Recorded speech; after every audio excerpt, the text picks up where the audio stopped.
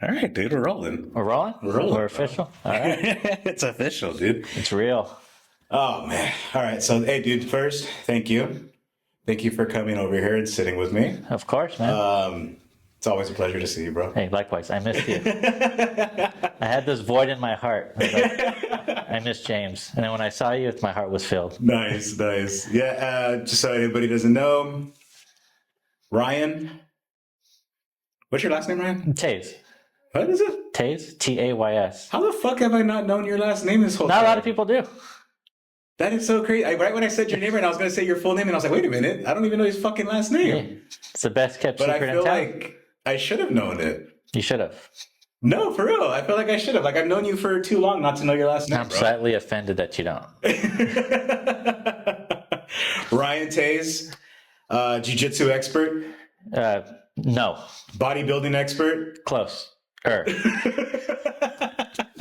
Elon Musk advocate. That is the most accurate statement. Yeah. You're going to get a lot of hate for that one. It's fine. It's fine, dude. I mean, look at your shirt. Make America healthy again. People Exactly. people probably give you hate just for that shirt. You can't hate on this one.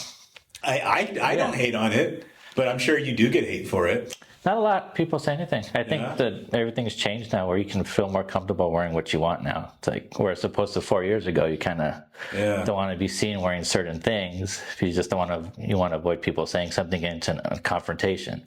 But now it's like you can wear whatever you want. It's a free country. It's nothing distasteful or anything. So. Well, that's why you came in with the crop top then. Yes. Yeah, okay, gotcha. Sorry. Hey, I'm sorry, man. No, I try to make it a point not to talk or gear anywhere towards like political stuff on here because obviously that's not what this is for. This is for martial arts, you know what I mean? Right. And you know, like I think I told you when we were talking about coming on here was, you know, one of the things I want is to kind of just let people know that martial arts is for everybody. And by having people such as yourself on here, it kind of, you know, expands the different types of people that come on here. So like, for instance, you are a law enforcement officer. Yes, sir. We don't have to say what department or anything like that unless you want to. But yeah, so that's one of the reasons why I wanted you on here too, because it gives everybody kind of a different perspective of, you know, jiu-jitsu, for instance, through the eyes of somebody that's a police officer. So if you can, I would really like to know how you started doing jiu-jitsu. Of course. Yeah. So it's a funny story. So in 2015, I was going through LAPD's academy and we got to the portion where you do like the ground control. I did awful. I'm not going to lie. I did awful. You know, I barely got through that test. So upon graduation, I'm thinking to myself, if I'm going to be out in the public and I'm going to be dealing with people, I need to know what to do as far as defending myself, as far as taking someone safely into custody. So I, you know, started looking at YouTube videos of jiu-jitsu. The first thing that popped up was the Gracie breakdown with Henner and Huron Gracie. And I know they have a whole law enforcement program. So that's what got me into it. So I signed up, you know, with Gracie Jiu-Jitsu. And since there, I mean, just been training since. How long ago was that? That was, so I graduated late 2015. So 2016, about 2017 is when I started. Oh, wow, dude. I didn't know you've been training that long. Well, it's, you know, through injuries and stuff, it hasn't been a consistent time frame. I mean, there's been like gaps in between. But, you know, I always like to watch the videos. I try to keep up with it as much as I can, even if I can't get the reps in the gym. But yeah, it's been pretty consistent since then. Yeah, I mean, because like we met, we met about 3-ish, almost 4-ish years ago. It was like right at the start of 2020 around there, right? Or? No. Or was it after? I think it was definitely after. It was like kind of like towards the end of the whole COVID thing. Yeah. Because that's where we met up at Limitless. But yeah, that's crazy because I guess I never asked you like how long you'd actually been training. I knew you came from Gracie. Right. Which, you know, we could talk about that later if you want. Great program. Hey, you know what? Can't hate on it. No, you know, that's funny. Actually, talking about Gracie, I don't hate on Gracie at all, but it's just funny because there's so many like memes and like so many like hearsay things, you know, about the whole Gracie system in the program.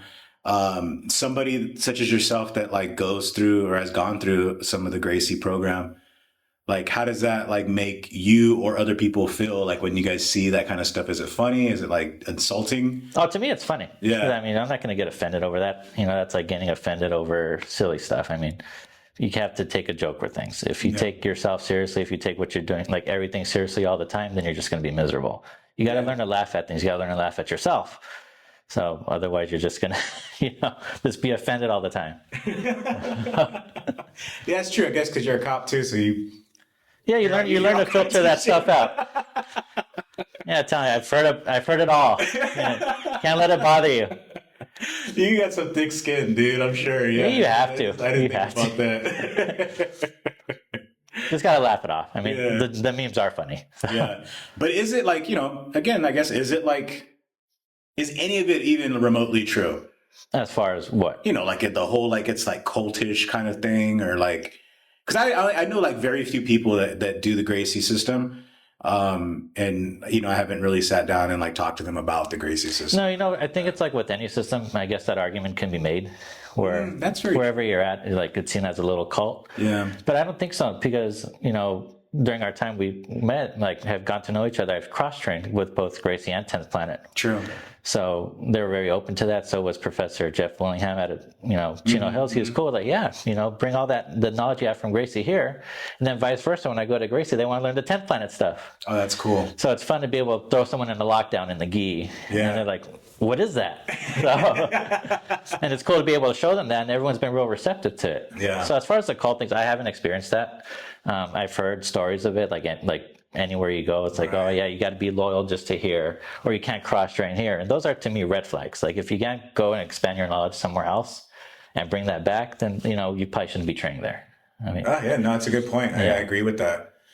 Yeah. It's funny. As soon as you said that right now, I ran into some people at non-10th Planet, non-Gracie places, and, they kind of say the same things about 10th Planet, that it's like a cult, and it's like a stereotypical view of what it is. And I think it's probably the same with Gracie now that you're talking about it. But that's what's cool is like, like I said, I never sat down with somebody and asked them that question point blank. And then then it just brings a whole new light to me too. So I'm like, yeah, you're right. Right. No, it's been great. Both schools have different types of, where 10th Planet, it's more, I guess you can say competition based, but then there's a lot of stuff you can do that's practical in the street, like, getting the clinches, the overhook, the underhook to keep someone down. Then Gracie, of course, that's more self-defense based where you have, you're dealing with the gi, you're dealing with how to choke someone out with their hoodie, so they're both beneficial to, what you want to do with it. So, yeah. And then on that note, like the self-defense part of it, how beneficial has that been for you, like in your line of work? Oh, life-changing. Really? Yeah. Just in your day-to-day confidence, knowing that you're training and you have the ability to use it gives you the confidence to, go out there and handle any situation you can. Like if someone's screaming at me, I'm not going to match their energy and scream back at them because that's just going to escalate things. You remain calm because, if things go south, you can take someone safely into custody without, hurting them or hurting yourself. Whereas the untrained officer, and I don't want to speak for everyone, right? You might compensate by trying to match their energy, and of course that's going to lead to something that's going to lead to use of force. You can lead to a shooting. And it's all about just remaining calm. And I think jiu-jitsu has been life changing in that for me with me. So you've actually used some of the technique like on the job? Yeah, nothing crazy. More just like, just getting like sight control, knee on belly, just like real basic movements, but just having that confidence to keep someone down and talk to them and try to calm them down. When they see you calm, it's only a matter of time before they start calming down. Right. I don't know if they're thinking like, what's wrong with this dude? Like, why is he not going nuts? Why is he not yelling back at me? You're like, they see you calm and confident. They're like, okay, at some point they'll comply. But then you have some knuckleheads that aren't going to comply no matter what you do. Right. And of course, you resort to other ways to take someone into custody. Yeah, but thankful for me, I haven't been involved in anything too crazy. Thank God. Yeah. So it's been good. It's been life changing. Now I'm teaching it in my department, which is crazy. I saw that. Yeah, I saw that. It's crazy. I just never thought it would lead to that. I did the Gracie, their Gracie survival tactics 1 and 2. now that gave me the certification to teach in my department, and it's been great, trying to pass on that knowledge to, my fellow, coworkers. Yeah. It's been fun. So have you had any of your fellow officers follow into the gym? Not yet. From that? Not yet. That's the tough part, is getting people to come in and try it. No matter, I say, it doesn't have to be where I train. You don't have to come where I train. Do something. It doesn't have to be jiu-jitsu. Go to Muay Thai. Weightlift, run, do something, stay active. All of the above. Yeah. Jiu-jitsu is great. Wrestling is great. Both of those, I think those two are the best ones. Yeah. Wrestling and jiu-jitsu. If you can get into that, try it. You don't have to become, the next Hoist Gracie or the next Eddie Bravo, but just get in there and do something. Get some movement in, get in shape. Yeah. I think that's the main thing. Yeah. I mean, obviously too, in that line of work, when you potentially have to be physical with people, I think, you definitely need to have those fundamentals down of self-defense and, just basic technique of wrestling or jiu-jitsu, I think is probably the most beneficial. Right. Yeah. Just controlling someone. That's, How wild is that too, though, that like knowing like you only have to use the basic fundamentals on like the everyday person. Exactly. And they can't do anything. Yeah, it's almost like you're like a superhero kind of, Yeah. where you can have the ability to pin someone down and, they're just helpless there. At some point they're just going to give up, Yeah. Whereas if you put someone in an R bar and you try to break that, it's going to probably induce their fight mode. Right. Where they're going to go berserk. But if you get that control, that's probably the main thing. So I take it you've armbarred people. No. Not yet. So waiting to hit the truck on someone. That would be hilarious. Right? I can't wait to see that video on Instagram. Right? That'd be insane. Officer does the truck. Yeah. No, but so that's that was one of the reasons I really wanted to like have you on here, is just to have like a little bit of a conversation of just, being an officer, being an instructor now, training your fellow officers in some of these basic fundamentals. With that, is it surprising to you how many of the people that go into law enforcement have zero knowledge of this kind of stuff?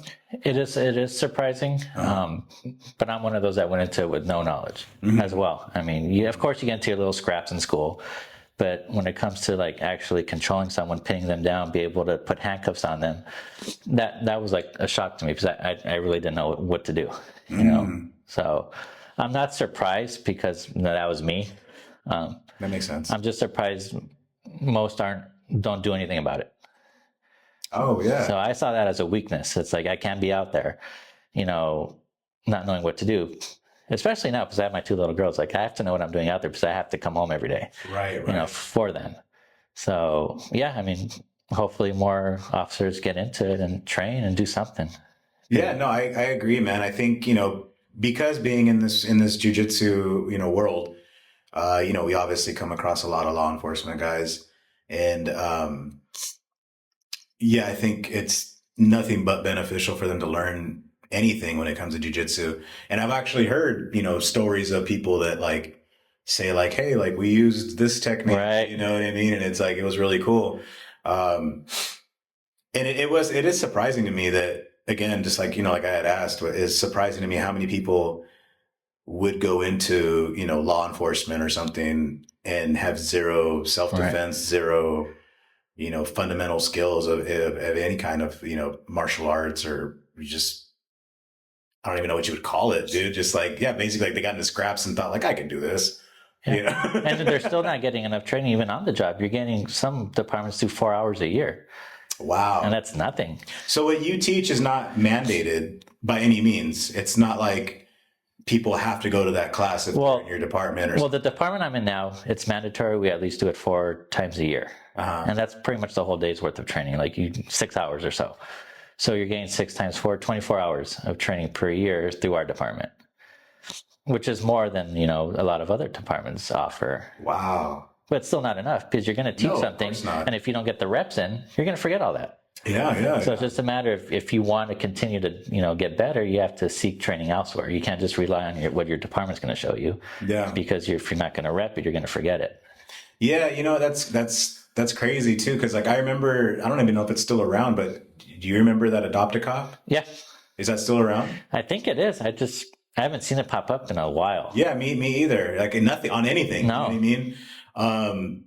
And I thought that was always really cool because if I'm not mistaken, they sponsor you until your blue belt. Yeah, they pay for your tuition up until you reach the blue belt. Yeah. I mean, and as you know, like a blue belt, like should be somewhat sound. Right. Yeah. Well, there's been arguments made that if you want to be in law enforcement, at least you should be a blue belt in jiu-jitsu, which makes sense. I mean, it's kind of crazy to me. Like, obviously I'm biased to jiu-jitsu, so I'm like all for it, but like, it is crazy to me that it's like specific, like in jiu-jitsu, like, you know what I mean? Not like you know, what if you're like you have to have 3 years of wrestling experience or what if you have 2 years of Muay Thai, you know, stuff like that. But it's like, yeah, I've heard that too. The blue belt in jiu-jitsu. I thought it was a really cool idea. And I remember hearing it from that one guy who was going to run for president, or I think it was president. Yang Wang. Oh. It was like like maybe 2 elections ago or something like that.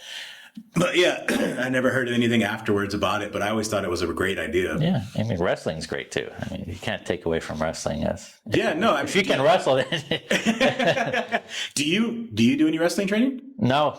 Wish I was doing pro wrestling training. That's right. I forgot but you can't be rock bottoming someone. I mean, you could. Yeah, I mean, you might get in trouble from your department. Oh, for sure. Yeah. But no, I mean, like, okay, so like again, you know, we know each other. I've actually, it's kind of crazy, like seeing you right now because I haven't seen you in a little while. But you got some size on you, man. Like you got a lot bigger from the last time I saw you, dude. I'm trying. Yeah, I mean, weightlifting has definitely been helping you, I'm assuming. It has. It's been one of those years where it's like peaks and valleys this whole year. So, you know, there's been times where it's been like rough, you know, so as opposed to like getting into something like drinking heavily or getting into drugs or, you know, eating, you know, unhealthy. I figured, you know, let me get myself in the gym.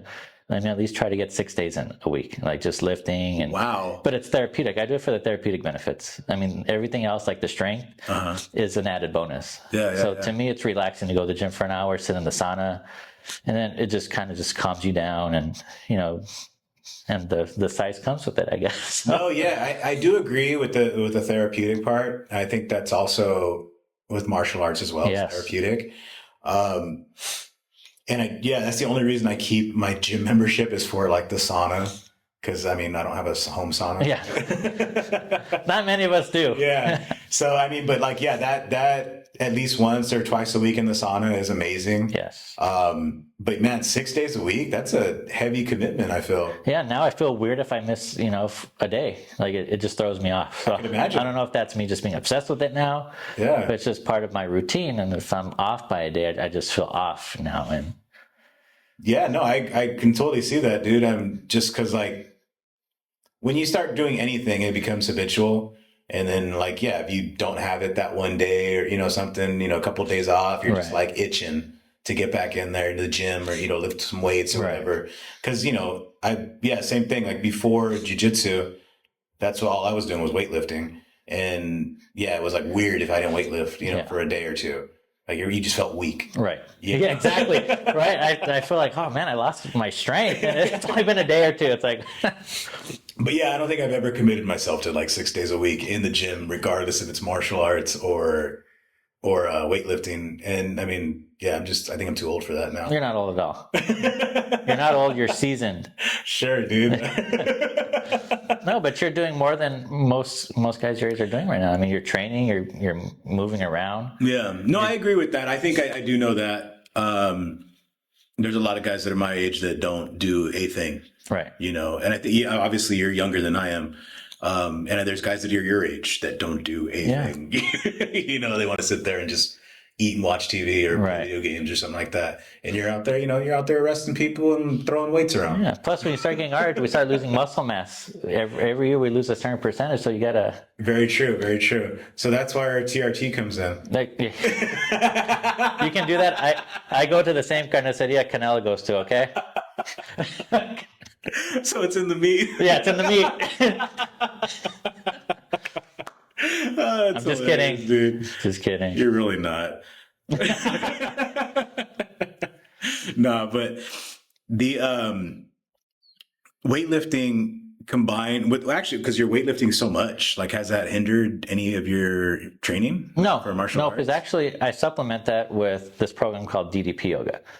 So, because I have you're like in all the little things, dude. Like that's so crazy. That's been my most consistent thing for the past couple of years. I've been doing that, pretty routinely. Uh-huh. And for those that don't know, like DDP is a former wrestler, Diamond Dallas Page, and he came up with this whole program, like for people that have bad backs, and I have a bad back. So that's right. Yeah, yes, yeah, I do. So remember. that program alone has saved me from surgery because it's just made my core stronger, makes your back stronger. Really? I'm not getting paid to say this, but it works.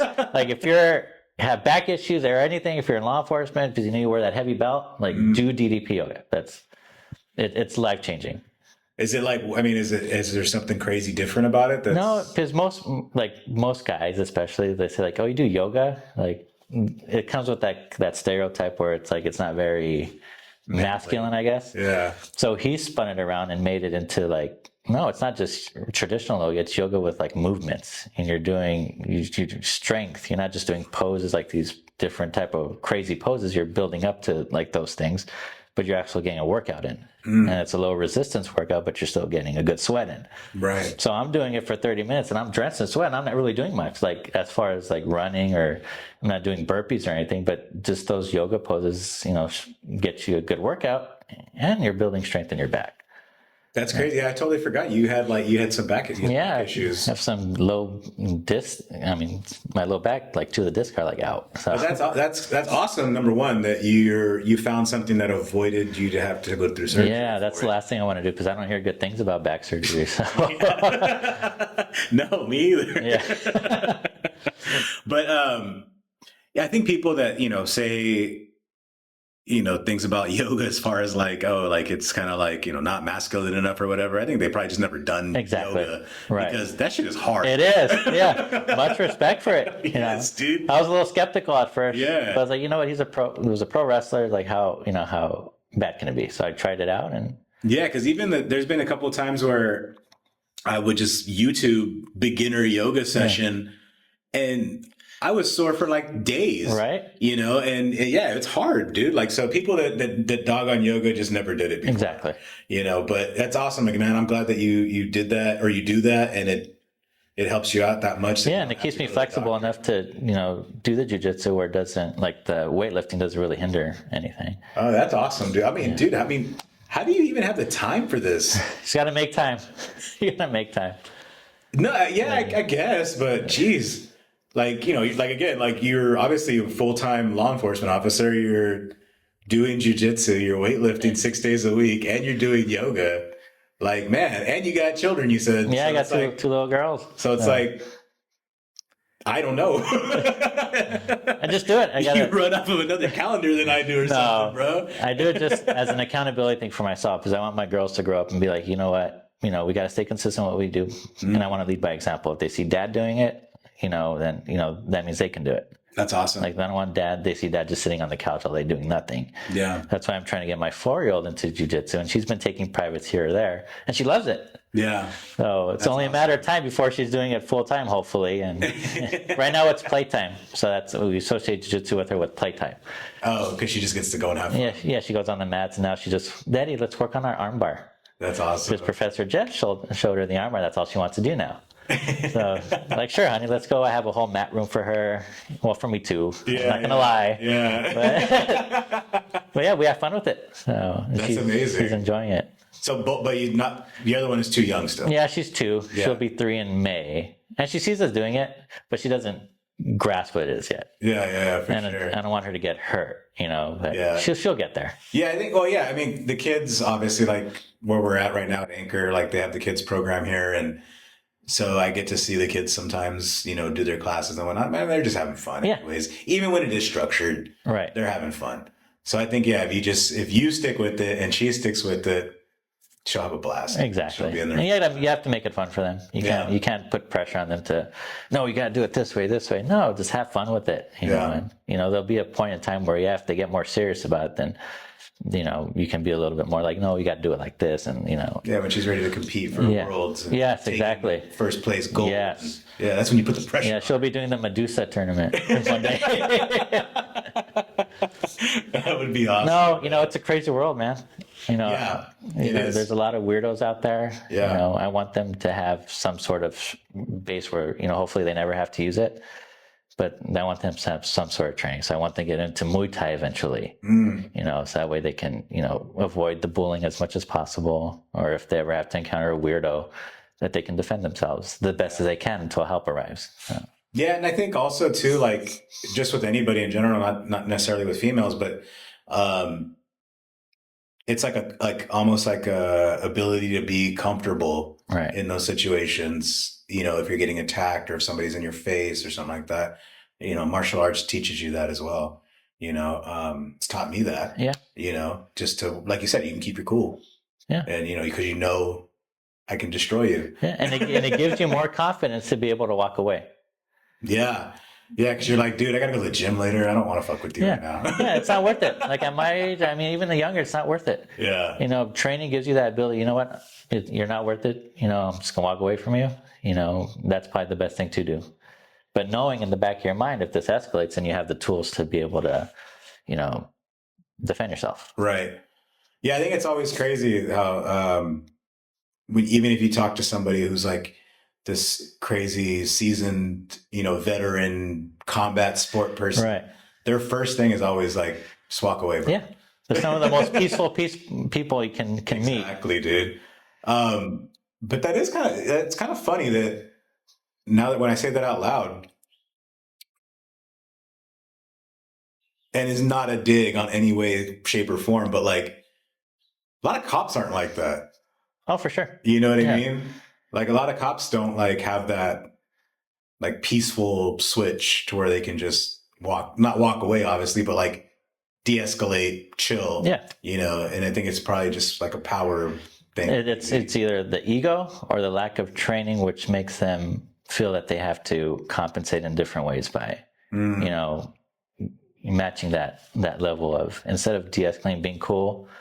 But yeah. Do you come across guys like that? Like where in your field, like obviously like when you're... There have been. Yeah. There have been. Where you have to maybe tell them like, hey bro, like chill. Yeah. And that's kind of the thing that they preach. Like if say your partner's kind of going off the rails a little bit, they kind of train you to be like, you know what, let me take over this, take a side, just chill out for a little bit. Let me take control of this, situation. That's good. Yeah. So, it's being taught and hopefully it's being, implemented. Yeah. Well, I think Yeah, times have changed, man. You have cameras everywhere, so you have to be smart what you're doing. You can't. Well, cops obviously have to wear cameras. Yeah. Yeah. Now, exactly. And that's basically, I feel like, just due to because of all the things that have come out. You know what I mean? It's like, it's like a safety, but it's also like a safety mechanism for the officer as well to be like, hey, bro, like I didn't do that. You got it on camera. You know what I mean? So it's kind of crazy. There's so many different little things we could probably like touch on when it comes to that kind of law enforcement stuff. But I found the biggest thing is you treat someone with respect no matter what they're going through, no matter what what part of life they're on. Treat them with respect. Usually you're going to be okay. If you come off aggressive to them, then they're going to probably react negatively. If you kind of empathize in a way with them, you kind of get a different reaction from them. Not with everyone, it doesn't work. But, I've had some good luck with that. One of the cool things is like doing what we're doing right now is even though like I've known you for, 3+ years. Yeah. Like I get to talk to you like a little more in depth. You know what I mean? Right. Get to hear a little bit more about you, a little bit more about what you do every day. So like in a way too, like doing this is like a little selfish for me because I get to like sit and talk to people and just kind of like, get to know them a little bit better or whatnot. you know, and it probably gave me a chance down the line to talk to some people maybe I wouldn't have had a chance to talk to. Great, yeah. You know, but like for people like yourself, you know, that I consider friends, it's cool because it's like, yeah, we see each other here and there during training, but like, when do we get to just sit down and like chop it up? Right. You know, yeah, you get what, an hour of class and half that, you know, we're teaching and exactly. Like, and we're not really talking. We're just kind of like, hey, did you see what they did? right. They throw off a little awkward joke every now and then. Exactly. Yeah. But yeah, I mean, because I think the last time I saw you was it was at that seminar, at a seminar. Was it the Chambers one? I think it was a Chambers seminar. That's a while ago. And we were just like you just said, joking around here and there. Like, hey, did you catch what move they did? So again, man, it's like this is one of the reasons why I like this too, is because it's just gives me a chance to just hang out. No, it's a cool thing you're doing. Yeah, you know, different people from different walks of life that train, and you get their perspective on things, which is cool. Yeah. So I mean, I don't know, have you watched any of them? Yeah. So like, yeah, I mean, as you see, like the few that we've done so far is like, you know, you've had like people with the wrestling background and some MMA fighters and beginners and whatnot, you know. So, you know, as we continue to do this more and more, it's going to hopefully get a wider variety of different types of people as well, you know, from different backgrounds and whatnot. And that was one of the cool goals that I had with it, was just to kind of see people to be able to see that this is for everybody. It is. I mean, you walk on the mat and you see people from all walks of life. You have police officers, you have firefighters, you have, you know, just everyday people. I've said it so many times. It's like, you know, I've rolled with doctors, police officers, criminals, fucking, you know, just like anybody and everybody. Yeah, and you see everyone interacting. It's like, that's how it should be. Yeah. You know? And you don't even think about anything other than what you're doing at that moment, you know, unless you're like my weird ass and I'm like, I wonder what they do, you know? But like, you know, earlier today, we were having an open mat and one of the guys was talking to me about why he hadn't been coming. And then it dawned on me. I was like, oh yeah, you're 18 years old. And I was like, I told him, like, I forgot how young you are. Like, I don't even think of like people's age when they're in here, you know, or anything, you know, when we're just rolling and having fun. And I think that's probably like one of the best things about being in the gym, you know? Yeah. Yeah. All aspects of life. Everyone brings something to, you know, the mat, you know. And do you find that, because obviously like you go to different gyms too. So like, do you see that translated throughout all the different gyms? Yeah, you have people from all walks of life, you know, no matter what they do, it's everyone comes together on the mat, and who cares what you do? Who cares what your background is? Like, we're there, have train and have a good time and learn. And I've seen that consistently to, you know, the gyms I've been to. Yeah. Yeah, no, and I think that's probably one of the reasons why, like, you know, one of the slogans we have is for the culture. Yeah. You know, is because the culture of it is just, it's so friendly. Right. Or it can be, I should say, you know. And it goes like to the professor that runs the place. I think they set the tone as to what type of gym they want to have. It's very true. It's very true. And maybe I've just been fortunate and I haven't ran into any like real fucking assholes. Right. You know, because I've heard stories of people. Oh yeah, they're out there. Yeah. And maybe hopefully I don't run into them. Yeah. Well, because like I said, like, you know, for here, you know, and having that slogan of for the culture is because like, I love the culture of it, you know, and I think a lot of people, even like yourself, like love the culture of it. Why else would you continue to do it? Exactly. You know? So again, yeah, I hope I just don't run into any fucking assholes. It's gonna happen. I think we all run into them at some point. Have you? There's been some. Yeah? Yeah, but you don't have to name them, obviously, but... No, there's been some that, you know, it's like, I don't want to really be a part of this. I mean they have their crowds. It's like, I don't fit into what they want to do. Oh, really? Yeah. Huh. That's weird. Have you ever run into, like, anybody giving you shit because you are a cop? No. Oh, that's good. No. You know, some people are... Most people don't even know I am, because I don't go around, you know, like, hey guys, I'm a cop. Yeah. In fact, a lot of people are surprised. I don't know why. I mean, I don't, you know, talk about it much, or, you know. That's true. I don't think, well, I mean, obviously, like, ever since I started too, and I've known you since literally, I think you were there my first day. The first day in jiu-jitsu. And like, I didn't think like, oh, I wonder if he's a cop. You know what I mean? I think I just found out randomly down the line. Yeah, that you, hey, I'm just Ryan. I mean, Yeah, that's you're it's just Ryan. what I do. I mean, it's just what I do for work. It's not who I am. It's just no, what I do. no, you know? you're absolutely right. I'm not trying to like make it to seem any kind of weird way about No, it. for sure. But, you know, it's just because of like people's fucking dumbass opinions on, you know, certain professions. Right. I mean, there's been bad apples that kind of ruin it. Like with anything, if like one guy does something wrong, you know, they're going to think everyone's like that. They're going to lump everyone into one category. Yeah. But no, it's not like that. Like 99% of the people I've worked with are great. You know, you have some knuckleheads here or there, but I mean, Yeah, you can just tell them to fuck off. pretty much. So like, what are your plans next? Like specifically in jujitsu, like, do you ever plan to compete? Do you plan to just continue to teach? Is your goal to eventually obviously become a black belt? Like, Shoot, you know what? There's one guy I follow. His name's Arman Fadi. So he's probably one of the first one that has a black belt in 10th plan and a black belt with Gracie Jiu-Jitsu. oh, I know what you're talking about. Yeah. Yeah. Okay. So he's been someone like, oh, like I want to do that. I want to be like him. You know, it's going to take a while, but I'm not in a race. You know, eventually I'd like to be a black belt in Gracie and, you know, in 10th planet. Mm-hmm. So that's probably one of my main goals, but I can't make the belt my goal because then I'll just be consumed with that. Like each class, I just want to learn something new, get better, you know, and be able to teach that and, you know, teach it to my girls. Yeah. That's probably the main thing. The long-term goal is cool. Yeah, I want to be a black belt. Of course, who doesn't want to if you're in jiu-jitsu? But you can't consume yourself for it. Or at least in my opinion, you can't consume with chasing the belt. Well, like, I guess one of the reasons why I asked that question too to some people is really because you have this notion now from a lot of people that are just kind of like, oh, like the belts are like don't matter.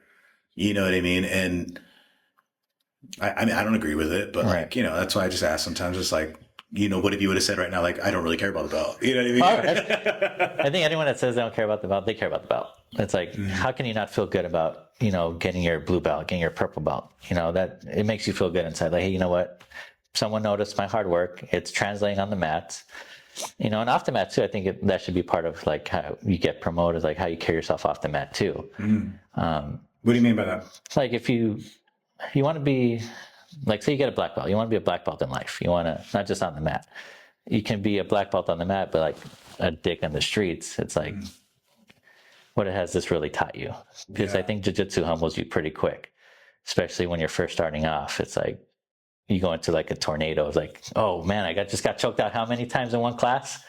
And it really humbles you quick. And that's how it is like each class. I mean, you're always going to compete with someone that's better than you. And you can either choose to take that as a negative and get frustrated, or you can kind of pick their brain. It's like, oh man, how'd you catch me in that? So I think you have to be willing to learn. You can't just be kind of a jerk off the mat as well. I think they both should kind of correlate to, you know, I don't know. I know I was going with this. I just lost like my train of thought for a second. No, you're good, man. Yeah, I get what you're saying. Just like, yeah, some of the lessons that jujitsu can teach you from being humbled, like you said, you know, it should translate off of the mats into regular everyday life. And then, yeah, I agree with that. I think, you know, you shouldn't be an asshole, but like, should somebody really be able to judge you by that? And you know what I mean? In order to like promote you, you know what I'm saying? But I like what you said. I think if they're going to represent your school, you kind of, it would be more so of like, dude, you're not representing me correctly. Yeah, that's where, or system or whatever, you know? Yeah, because like I was thinking like, yeah, but like how would somebody like be able to say like, hey, you're not good to me? No, I get you. Yeah, my more thing is like how, because you're going to be representing the school. Mm-hmm. Say you get 10 planet black belt from Jeff. Right. It's like you don't want to be out there, you know, being an idiot, especially if you're like wearing a 10th planet CHINO Hill shirt, and they're going to associate that with that school, and they're like, I don't want to go there. Exactly. Yeah. I get what you're saying. I want to actually jump back to what you were talking about, the doctor, Armand. Yeah. Right? That's his name. Is there not many Gracie cross-trained Gracie black belts and multiples from different schools? I can't speak to like all their schools, but I know like 10th class specifically. I think he was one of the. I think he is the only one that has like the black belt in both. But I know Professor Jeff has his Pedro Sauer black belt too. Right. And he has his 10th class black belt. But I think with Armand, his is specifically with Gracie University having his black belt there, and that's where I go. I think because well, that makes sense for you to like obviously look at that and like that. But I think in my head, I was just thinking like, again, because of all the stupid shit that they say about Gracie, it's like, is that allowed? Yeah, you know yeah, what I mean? for sure. Because it didn't dawn on me until right now that like I knew he was a black belt in the gi. Yeah, But it didn't dawn on me that he's Gracie. You know, so that's cool, man. Yeah, you're like all these like things are like in my head are like getting smashed about Gracie right now. So I can't speak for all schools, but I mean, Gracie University has been cool. Like I like the program that. Well, no, I just meant because like like obviously like he cross trains. Yeah. And he's a black belt. So it's like, you can't say like, hey, Gracie doesn't allow cross training. You know what I mean? Right. You cross train. Yeah. And it's not like you guys are keeping it a secret from your place. And I think that both schools are so different because, if you go to Gracie University, you're probably not going to be, it's not really geared towards competition. I mean, of course you can compete if you want to, but they're more like self-defense based. So if you go to 10th Planet and you want to compete, like they're not going to have an issue with that because they're a self-defense school. They're not,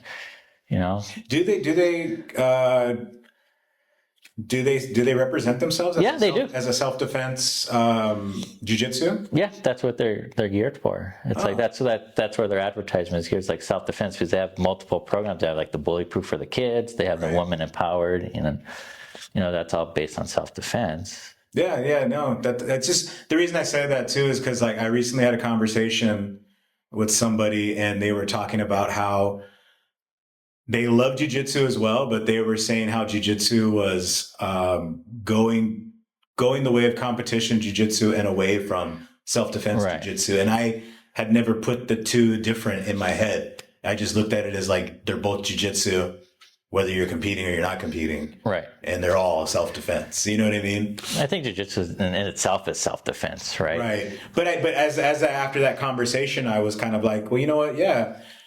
I think they're, because of the popularity of it as well, you are seeing, it is training for a competition. Right. Versus training for somebody that's about to rip your fucking head off. Right. Yeah. Two totally different animals right there. So that's kind of, and I guess too, like, I do see people from Gracie competing, like when I watch competitions and whatnot, but I guess, you don't really see them as much. At least in my opinion, now that I'm thinking about it. But I'm sure I know they're out there, obviously. Yeah, like I think the Henzo side, like they compete. I think the whole Carlos Gracie side is like they're geared towards competition, whereas the Helio Gracie side, they're more geared for self-defense. Yeah, and then there's so many like different like factions of the Gracie thing. There's a lot. I get confused with it sometimes. But yeah, it's funny when talking about that. Like I remember you actually correcting me when I used to call it Gracie Barra. Which one is it that you go to then? So right now I'm under the Gracie University flag, but I train out at their training center in Fullerton with Professor Jake Warren. And that guy's awesome. So Jake Warren? Yeah. So he's cool with the 10th Planet stuff. He likes it, So it makes it real comfortable to be able to feel confident cross training there at both schools, even with Professor Jeff. Like he's cool with it. Oh yeah, Jeff doesn't give a shit about cross training at all. No. Encourages it. Yeah. So they both have been very encouraging. They're both great at what they do. They're both great teachers. They're really good people too. Off the mat. Yeah, for sure. No, I agree. Well, I don't know. Obviously, Jake, you said, right? Yeah. Yeah, I don't know Jake, but obviously I know Jeff, and I agree with that. Yeah, they're both he's a really cool person. Since you are like on camera, and we just talked about this a little bit before camera, though, I want you to say it on camera, though. Gi or no gi? Oh, no gi. For sure. Hey, no hesitation there. No gi. But so we'll elaborate on it. Why? I think it's more for lack of a better, it's just more fun. I think with the gi, there's a lot of stalling. There's, if someone just grabs you, of course you know how to get out of it, but it's just like a tug of war for most of the round. Of course, there's a lot of useful practical stuff for the gi too, because you can apply that to people that just wear like a hoodie or a t-shirt. You can like kind of use choke them out. We're using that, and you practice that with the gi. But personally, I just like no gi stuff. And I think, that's more the mainstream thing now. Yeah, it's crazy that, like you just said right now, it's crazy that there's mainstream jiu-jitsu. Yeah.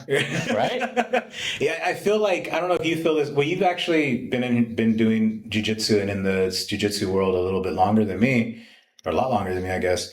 I feel personally that in the past like 3 to 4 years, like I caught like the tail end of, I guess, how do I rephrase that? I caught the beginning of jiu-jitsu's rise to what it is building to right now. So I feel like I got a tiny glimpse of like what it was, where it just felt a little bit different. Right. And I'm glad that I do pay attention to all that kind of stuff, because it is different. And just like I said, in the past few years, I don't know if you feel the same about I think just this weekend, Eddie Bravo had a tournament in Mexico, right? Like tournaments. Yeah. It's like a whole weekend thing. Yeah. And he has the combat jiu-jitsu, which is fun to watch. And then you have Craig Jones doing his, new thing now. Mm-hmm. So it's in mainstream. You see it on UFC Fight Pass now. Right? Yeah. It is crazy, man. How do you feel about combat jiu-jitsu? I love it. It's cool. Yeah. Yeah, I mean, people think you're just slapping someone, but those slaps hurt, bro. And they're more humiliating than punching someone. If you get slapped like that, it's kind of you kind of almost want to be punched instead. Yeah, I mean, I ask everybody. I try to ask everybody if it comes up, because I like combat jiu-jitsu is, I guess, relatively new in the sense of it being called combat jiu-jitsu, but like I was reading, I was listening, because I'm fucking weird and I don't read books. I only listen to them. And to a book about jiu-jitsu and how, like, the history of it. And they were talking about how that's how they used to train, was like getting slapped, like while they were like, or getting like, mimicking or getting hit, as if like it was for self-defense. Like, hey, this guy's going to be swinging on you. Like, you really want to go for that ankle? You know what I mean? Like, like they were. Yeah, you want to kind of get that clinch on them. So it was just part of the training, Right. And so it was like, kind of like, did it come, kind of full circle to be like, hey, like, let's implement that and make it into combat jiu-jitsu. But I love it. Yeah, it is. I love it too. Yeah, I think it's fun to watch. I actually loved it when I saw that dude get knocked out. Yeah. First one. I remember that. Oh, dude, that was so crazy. But yeah, I mean, again, going back to what I was saying, like, it's changed so much in these past few years. And I think it's really cool, and the only reason I had exposure to it prior was just because of my brother. He's been into it for, decade plus. But, when I listen to him talk about it, or, anybody that's been doing this for decades at a time, they're just amazed by what it is. Yeah. And then, like, now knowing that you've been doing this since, what'd you say, 2016, 17? Yeah, around 16, 17, which again is like double the amount of time that I've been doing it. So it was like, kind of like, you got to see a little bit more of it than I did, as far as like the rise of it. Right. Yeah. Now it's like it's exploded in popularity. Yeah. Would you ever train combat jiu-jitsu? Specifically for that tournament? No, just to train it. So what's interesting with Gracie is they have you do, like, it's called their fight sim class. So you have to wear like the MMA gloves, and you're not punching to hurt. Obviously, you're punching to make you aware that the strikes are there. So in a way, they've implemented. Well, they've been doing that forever, but that's I don't know if that's combat jiu-jitsu training. It's actually, that's kind of what I was just saying. How when I was listening to that book. Like, like you're saying, like you're trying to do jujitsu, but they're with punches coming. Yeah. So I mean, it just makes it a little bit more realistic to what you might encounter in the street. Mm-hmm. Yeah, I think not just for us on a self-defense, not just for self-defense, but like just in general, I think it'd be really cool for like places to implement that kind of that kind of training for combat jiu-jitsu, or just like fight simulation, jiu-jitsu. So that's cool. I didn't know that Gracie did that. Yeah. And Yeah, that's, it's part of, if you want to, continue to advance in those and through their system, you have to have a certain number of those classes checked off. okay. Right. It sounds like they're like super structured They are. in the sense of like, yeah, like you're saying, you got to have this amount of like, classes checked off before you can do something else or whatever. Right. Is that like with like all the different kind of programs you hear about them? Like, is like you have to do like, Yeah, with them, yeah, they give you a card, right? Mm. And you have to have a certain amount of classes checked off before you're even considered for like a stripe or Wow. for about. It doesn't mean you're automatically going to get that, of course. If you get those checked off and it's not showing on the mat, you're not going to Right. get promoted. Yeah. But it's kind of like a tracking for yourself. Like, okay, I'm getting kind of close to where they think I should be in my matching.